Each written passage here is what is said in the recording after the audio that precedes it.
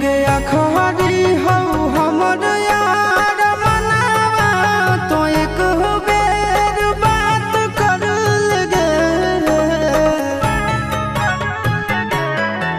हगे अखबारी हो हमर यार मनावा तो एक बेर बात कर लगे। हगे सोना यारवा हो भरती पटनवा में आके मुलाकात कर लेगे। आगे सुना यारवा हो भरती